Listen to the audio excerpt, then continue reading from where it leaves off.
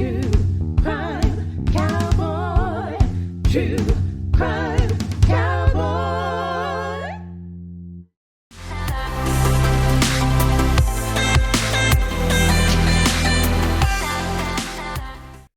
Hello on a very rainy and drizzly and dreary Wednesday morning outside. I'm using this microphone today because apparently the much more expensive mic is, no matter what I'm doing this morning, it's creating all kinds of background noise. So I'm using this. I'll be glad when I have another camera coming that has a built-in microphone, also has a built-in light. So the lighting should be much better in here too. This morning we're going to be talking about an incident that happened in Placer County in 2013, although the time frame really doesn't matter. I am totally appalled at what I'm seeing here. This was brought to my attention by one of my subscribers, who also brought the De La Torre incident to my attention also. She's been looking up incidents like this in Placer County, Nevada County, of incidents where obviously were not accidents, obviously were not suicides, but were murders and have been swept under the carpet. This that we're looking at today is just one more that we see occurring in Placer County.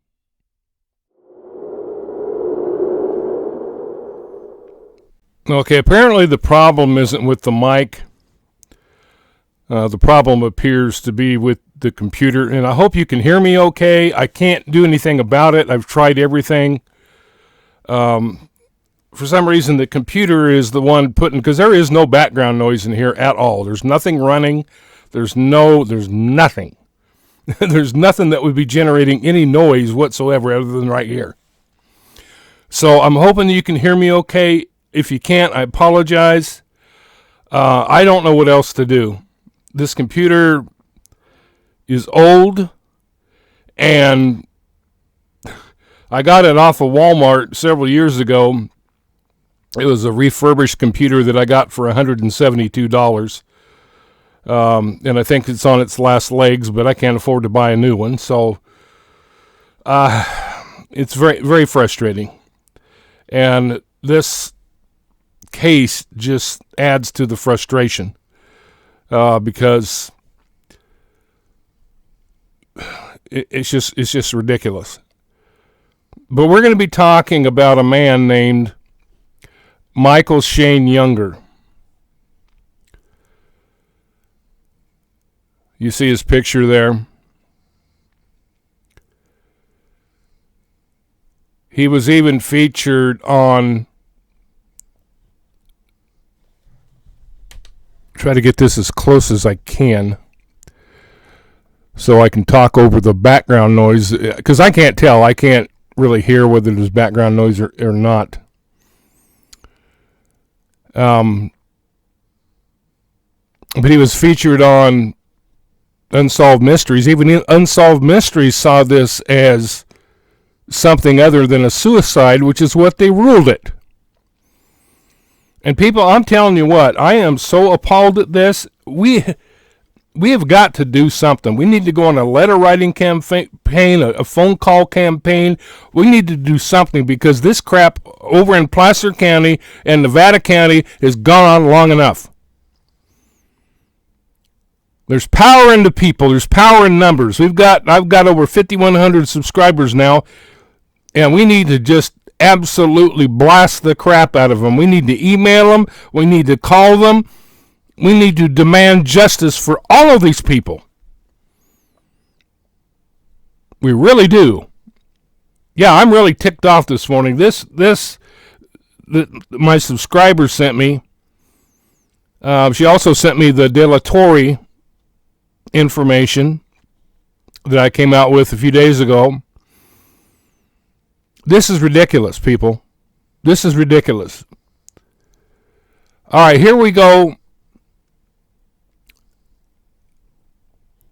to tell you how bad it is, there's even a Facebook page called Placer County Unsolved Mysteries. Because this crap goes on there so much. All right, let's look at here. This is from their Facebook post. It says Michael Shane Younger, 9/9 of 2013. Michael was found dead in his home in Forest Hill, California. He died from multiple stab wounds and blunt force trauma. He was an art gallery owner, black belt, minister, was married for 23 years, and the father of 3 children. He had only lived in the home he was found in for 8 days. Can you imagine? He was found with 18 stab wounds in the chest. 10 of those stab wounds breached the chest cavity, penetrating into the heart, and had a right twist. He had numerous stab wounds in the abdomen, groin, and face. There was a bite mark on his inner thigh and triangular brush-type abrasions all over his body. Yeah, he had to be quite the contortionist in order to bite his own inner thigh. He had 2 broken ribs, and several of the stab wounds penetrated the rib cage, puncturing his lungs. 1 cut all the way through the bone. The house had blood in every room and had blood patterns consistent with the struggle or fight. There were symbols written in his blood and more than one person's bare footprints in blood in his bedroom. The death was ruled a suicide. Are you kidding me? You notice it says there were multiple footprints because this guy was a 2nd-degree black belt. I don't think there's any way one guy could have done this. He could have disarmed him. So this totally reeks of multiple attackers. How can you look at all of this and rule it a suicide? How? This is just, their arrogance over there is just beyond bounds. People, we've got to do something. This has gone on long enough. Yeah, I'm really fired up about this because it's just, to me, this is the most blatant case I have seen over there, and they rule it a suicide? You cannot be serious.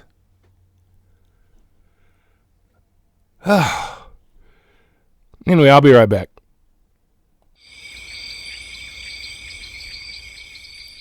Okay, the next thing we're going to look at here is actually from the change.org. They filed a petition to reopen Michael's case.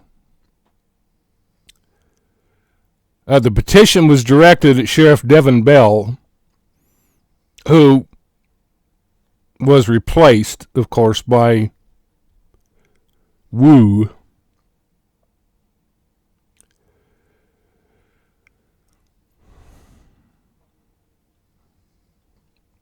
This is just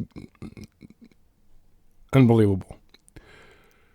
All right, so let's look at what they say on the change.org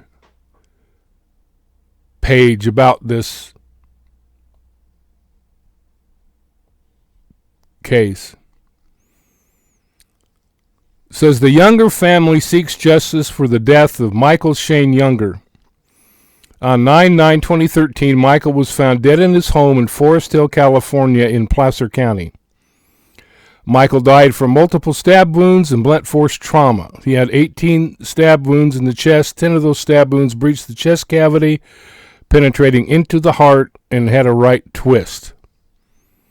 Okay, so we already read all of this, and then what they're doing is this is the information that either the Facebook group took from them or they took from the Facebook page. All right, so the next one says, I could go on, but my point is made. The house had blood in every room, and it had blood patterns consistent with a struggle or fight. There were symbols written in his blood and more than one person's bare footprints in the bedroom. This was a violent death, and Michael fought hard for his life. The blood patterns don't lie. They tell a clear story. Yet nothing was investigated. No one tested for fingerprints or trace evidence. There were multiple broken razor blades left on the floor in pools of blood. The list of potential evidence left goes on. Can you believe that? That is just unbelievable to me. So this was a suspicious death at the least. No suicide note to call it a suicide, just the statements of his on-again, off-again girlfriend, Angela, whom he had recently bought a house in Forest Hill to live with her in. He had only been in the house 8 days when found dead.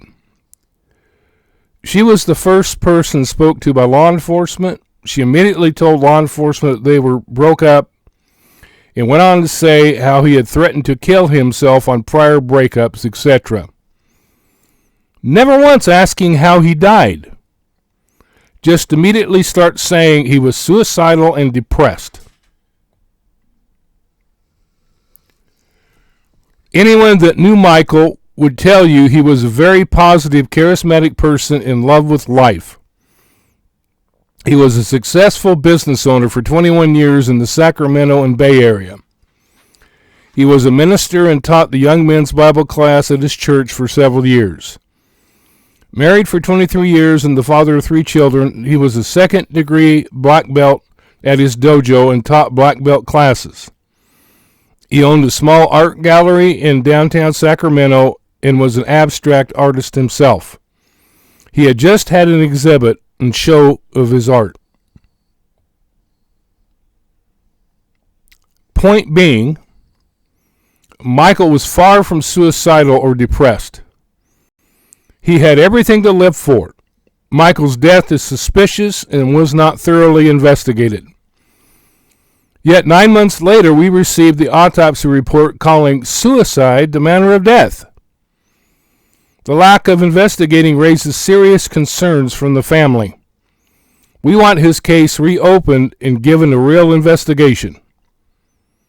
I urge Placer County to reopen his case. Sincerely, Mary Jane Younger, on behalf of the Younger family. Thank you. Okay, this is almost 10 years down the road, even if they did reopen it. If they didn't dust for prints, they didn't do any investigation at the very beginning, it's not really going to do a whole lot to reopen it now. It really isn't. Because it doesn't sound like they collected evidence. If they didn't collect evidence, if they didn't see it as suspicious, I mean, unreal. Absolute. This is just either the most incompetent bunch of idiots I've ever seen in my life or the most corrupt. I mean, is money really that important to you, Truckee? All you well-to-do people over there who are trying to protect your interests, trying to protect your property values, trying to protect your tourism dollars. Is people getting murdered and getting away with it, and the people getting away with it? Is that really worth it? What if it happened to your child? What if it happened to you, or your wife, or your husband, or somebody close to you, an aunt, uncle, cousin, whatever? Would that change things a little bit for you? Oh, when it's not somebody with a bunch of money, if it's not somebody that you deem important, it doesn't matter. It's not even worth investigating. Is that really the kind of area you are over there? You're sickening. Placer County Sheriff's Office, you're sickening. Nevada County Sheriff's Office, you're sickening. You know what, people? We need to just not shut up. We need to raise bloody hell about all of this stuff. This is kind of like the straw that broke the camel's back for me. To see something this blatant and to call it a suicide is just beyond belief for me. Beyond belief. Now, here is a screenshot from thechange.org, and I will hopefully remember to put the link to this in the description. All right. It says they want 7,500 signatures, and 6,974 have signed. Well, I know at least it's gone up to 6,975 because I signed it this morning. And I encourage everybody, every one of you who's listening to this, let's get it up to 7,500 signatures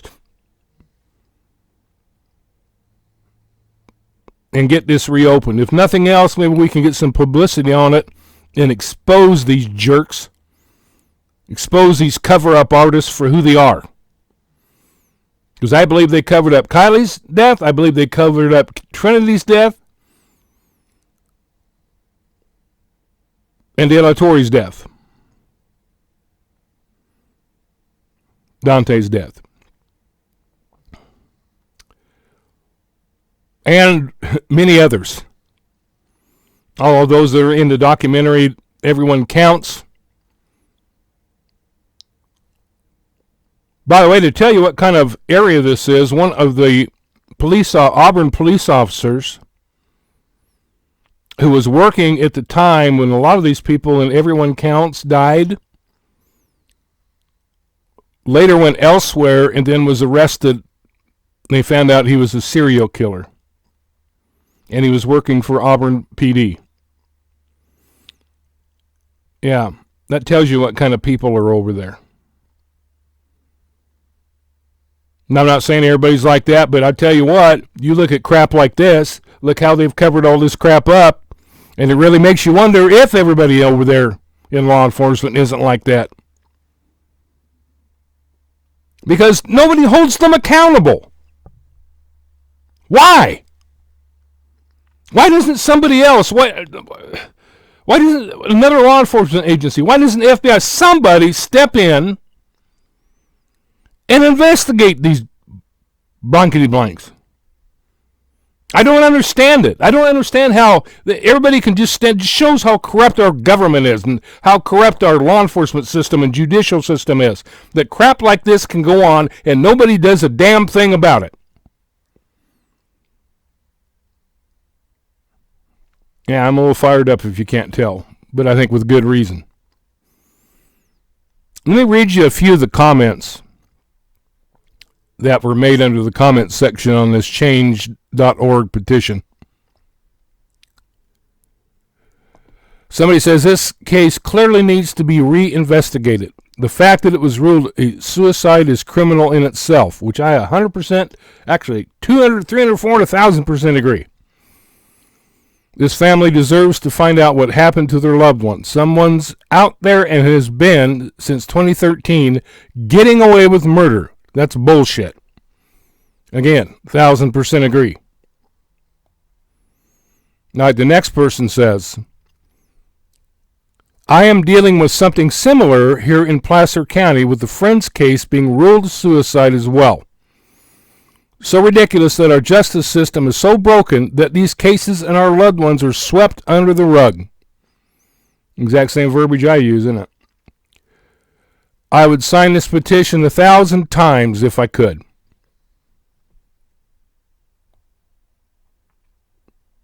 All right, and the next one comes from a medical person. And she says, no way this is a suicide. I've worked in healthcare for 35 years, and there is no way that those wounds could have been self-inflicted. Yeah, I agree. There's no way that you could get enough force from yourself to actually break a rib. All right, the next one says, I absolutely believe any death that the family feels is suspicious should be investigated to not only put the family's minds at ease, but to ensure there was actually no foul play involved. From hearing all the facts listed here, I absolutely wholeheartedly believe this should be reopened and investigated.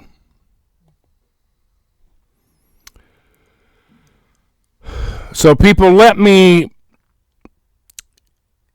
encourage you, please, let's get the extra 600, at least 600 signatures for this petition and get this case reopened, because this is not fair to that family. They've been dealing with this for almost 10 years now, knowing that their loved one was murdered. Obviously, anybody with a quarter of a brain, now a tenth of a brain,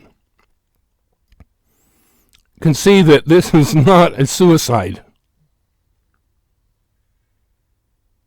I am livid. When my subscriber sent me this and I read through it, man, I had steam coming out of my ears.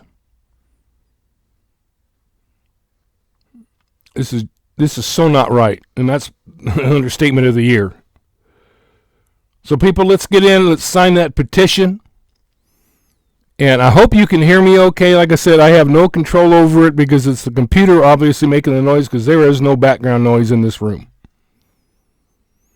So if you hear any background noise, it's being generated by the computer for some reason. It's not the microphone, because both microphones are doing the same thing.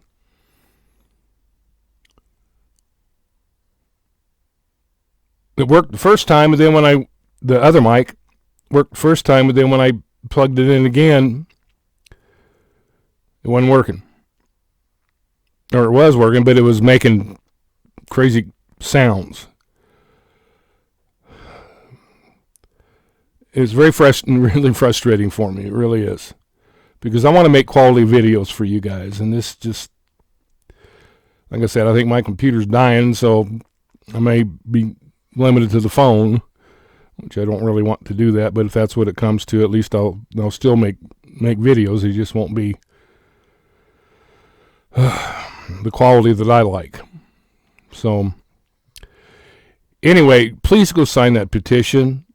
And if I don't put the link in, if I don't pin it in the comments, message me and let me know. Luckily, I forgot to do it on the last one. I said I'd do that on, and somebody let me know, and so I went in and put it in there.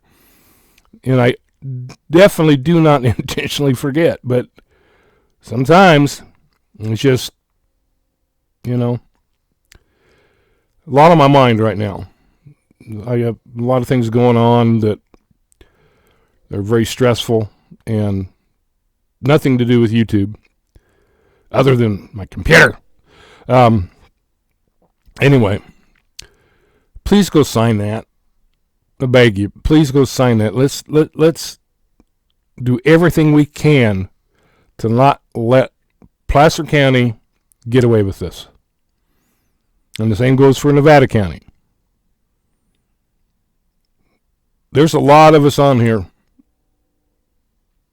We need to be an army and go after these suckers. Because they're just going to keep doing it, like I've said before. They're just going to keep doing it. And it seems that we're the only ones, us YouTubers are the only ones that care. It doesn't seem anybody else cares. I mean, I know there are people who care, but not enough that have enough of a voice to make any change. So, anyway, please go sign that. Let's take these suckers down. True crime cowboy. True